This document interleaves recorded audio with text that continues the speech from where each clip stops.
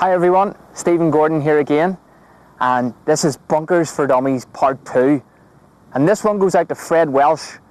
Fred came into the shop the other day and asked the question. He's a member here at Bangor, a very established and important member here at Bangor.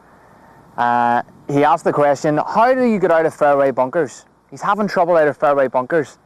Fred, I would say you need a lesson on driving first. You need to come and see me and get a lesson on how to drive the golf ball and not go in fairway bunkers.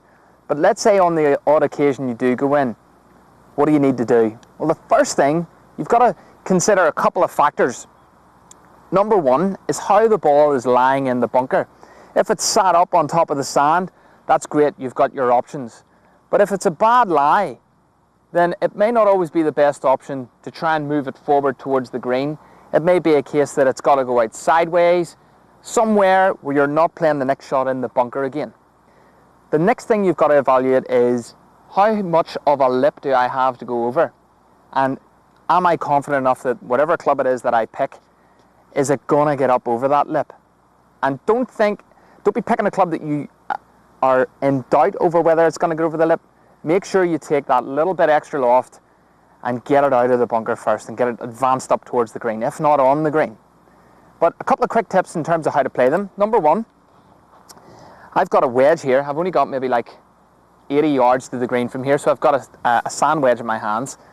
We're on the 18th hole, and what I'm going to do is, first thing, I'm going to make sure I've got a stable base. Okay, so I'm going to really get my feet into the sand. It does two things: gives me a stable base. It also gives me an idea of the texture of the sand. But ideally, we don't really want to touch the sand here. We're looking to pick the ball clean off the top of the sand. So one of the things I might do, I might go down the grip a little for more control, to bring the club up a little bit, make sure I catch the ball nice and clean. And the next thing that I like to think about is, I like to think of my chin being on a shelf. I don't really want to go up and down too much. I want to just try and get myself set up. So I'm going for the green.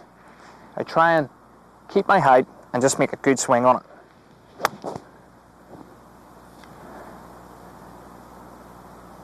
Now, I've made the green, but I'm up on the top deck. The pin's on the bottom deck, but at least I'm putting.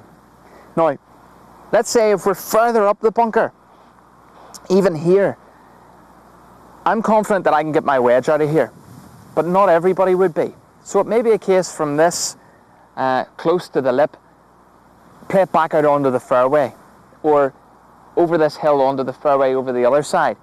But whatever you do, make sure you're not playing another one in the bunker. So sometimes it might be just as good to play your next shot from the fairway than plugged in the face. Hopefully that's a couple of great tips that are going to help you next time you're in a fairway bunker. Freddie, I'll see you next week, 10 o'clock Tuesday morning. We'll get that driver fixed.